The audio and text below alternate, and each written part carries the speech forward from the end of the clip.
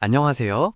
지금부터 방수산업 기사 해설 강의를 시작하겠습니다. 첫 번째 문제는 건설 구조물의 구비 조건에 관한 문제입니다. 건설 구조물의 구비 조건으로 옳지 않은 것은 무엇일까요? 정답은 4번 경제성입니다. 건설 구조물의 기본 구비 조건은 안전성, 사용성, 내구성 이 세 가지입니다. 안전성이란 구조물이 외부 하중이나 충격에 견딜 수 있는 능력을 말하고, 사용성이란 구조물이 본래의 목적에 맞게 정상적으로 사용될 수 있는 성질을 의미합니다. 내구성은 시간이 지나도 성능이 유지되는 능력입니다. 경제성은 설계나 시공 단계에서 비용을 절감하기 위해 고려하는 요소이지만 구조물 자체가 갖춰야 할 본질적인 구비 조건에는 포함되지 않습니다. 즉, 아무리 경제적으로 지어도 안전하지 않거나 오래 쓸 수 없다면 좋은 구조물이라 할 수 없습니다. 시험에서는 이 세 가지 기본 조건을 반드시 기억하고, 경제성은 설계 시 고려사항이지 구비 조건이 아님을 구분하는 것이 핵심입니다. 두 번째 문제는 시멘트 수화 반응의 생성물에 관한 문제입니다. 시멘트의 수화 반응에서 발생하는 주요 생성물이 아닌 것은 무엇일까요? 정답은 4번 염화칼슘입니다. 시멘트에 물을 섞으면 수화 반응이 일어나는데, 이때 생성되는 주요 물질은 CSH-겔, 수산화칼슘, 에틸린가이트입니다. CSH-겔은 칼슘 실리케이트 수화물의 약자로 시멘트 강도의 핵심을 담당하는 물질입니다. 수산화칼슘은 시멘트 페이스트의 알칼리성을 유지시켜주고, 에틸린가이트는 초기 수화 과정에서 생성되는 침상 결정 구조의 물질입니다. 반면 염화칼슘은 수화 반응의 결과물이 아니라 콘크리트의 응결을 빠르게 하기 위해 외부에서 첨가하는 급결제입니다. 다만 염화칼슘을 과다 사용하면 철근 부식을 유발할 수 있어 주의가 필요합니다. 시험에서는 수화 생성물과 첨가제를 혼동하지 않도록 구분하는 것이 중요합니다. 세 번째 문제는 철골 구조에서 강제의 장점에 관한 문제입니다. 철골 구조에서 사용되는 강제의 주요 장점이 아닌 것은 무엇일까요? 정답은 3번 높은 내화성입니다. 강제는 건설 재료 중에서 높은 강도와 우수한 연성, 그리고 균질성을 갖춘 재료입니다. 높은 강도 덕분에 적은 단면으로도 큰 하중을 지지할 수 있고, 연성이 좋아 지진과 같은 충격에도 쉽게 부서지지 않고 변형을 흡수합니다. 균질성은 재료 전체에 걸쳐 성질이 일정하다는 의미로 품질 예측이 용이합니다. 그러나 강제는 고온에 매우 취약합니다. 약 500도씨 이상의 온도에서는 강도가 급격히 저하되어 구조물이 붕괴될 위험이 있습니다. 따라서 철골 구조에서는 반드시 내화 피복제를 별도로 시공해야 합니다. 내화 피복 방법으로는 뿜칠, 성형판 부착, 콘크리트 피복 등이 있습니다. 내화성이 낮다는 점은 강제의 대표적인 단점이므로 반드시 기억해 두세요.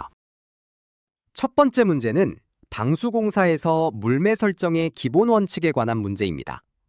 방수공사에서 물매 설정의 기본 원칙으로 옳지 않은 것은 무엇일까요? 정답은 4번 역물매로 설정한다 입니다. 물매란 지붕이나 바닥면에서 물이 흘러내려가도록 경사를 주는 것을 말합니다. 방수공사에서 물매 설정의 핵심 목적은 빗물이나 생활용수가 특정 구역에 고이지 않고 배수구 쪽으로 원활하게 흘러가도록 하는 것입니다.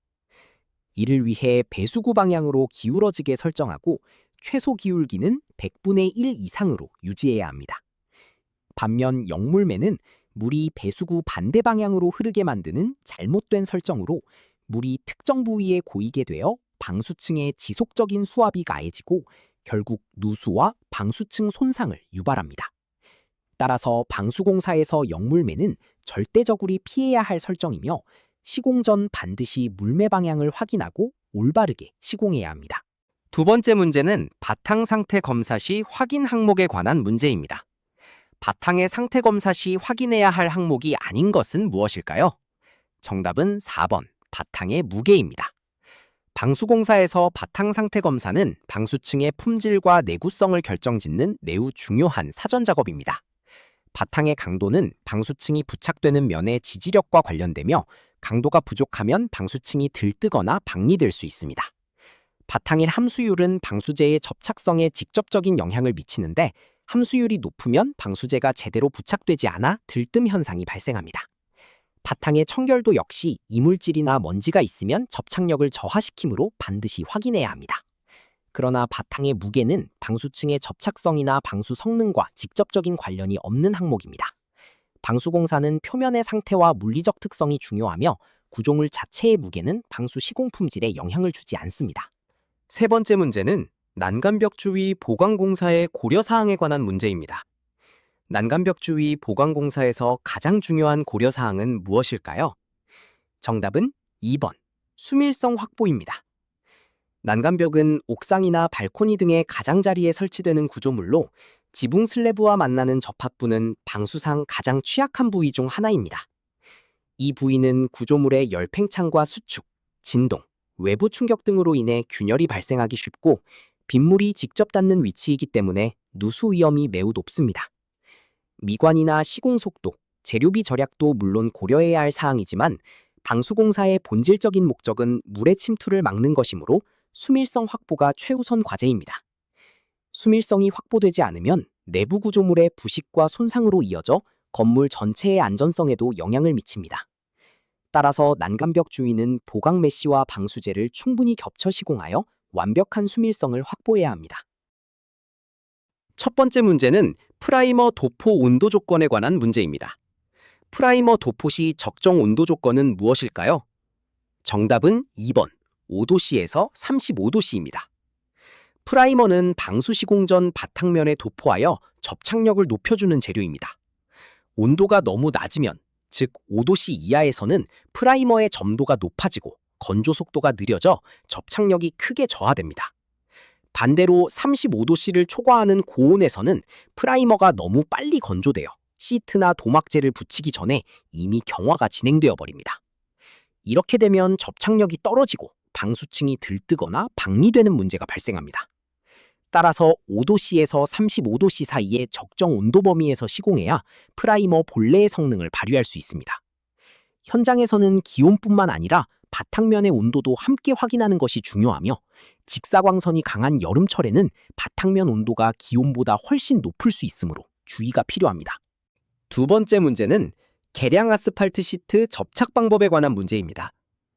계량 아스팔트 시트 시공 시 사용하는 접착 방법이 아닌 것은 무엇일까요? 정답은 4번, 못박기 공법입니다.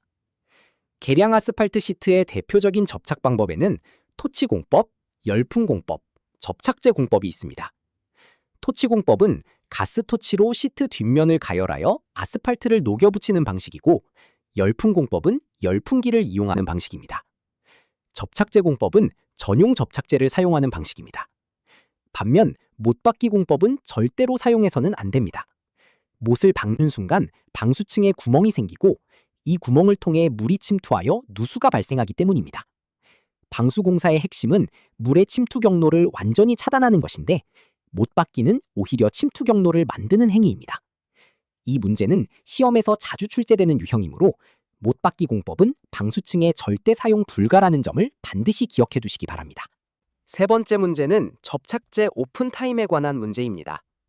합성 고분자개 시트 붙임 시 접착제의 오픈타임이란 무엇일까요? 정답은 1번, 접착제 도포 후 시트를 붙일 수 있는 시간입니다. 오픈타임이란 접착제를 바탕면에 도포한 후 적절한 점착력을 갖게 되어 시트를 붙일 수 있는 유효한 시간을 의미합니다. 접착제를 도포하자마자 바로 시트를 붙이면 접착제가 아직 충분히 활성화되지 않아 접착력이 약합니다. 반대로 오픈타임이 지나 접착제가 너무 많이 건조되면 점착성이 사라져 역시 제대로 붙지 않습니다. 따라서 오픈타임 내에 정확하게 시트를 붙이는 것이 매우 중요합니다. 오픈타임은 기온, 습도, 바람 등 현장 환경에 따라 달라지므로 시공 전 반드시 제조사의 시방서를 확인해야 합니다. 혼합 후 사용 가능한 시간은 가사시간 또는 포트라이프사고 하며 오픈타임과는 구별되는 개념이므로 혼동하지 않도록 주의하시기 바랍니다. 이상으로 방수산업기사 해설 강의를 마치겠습니다.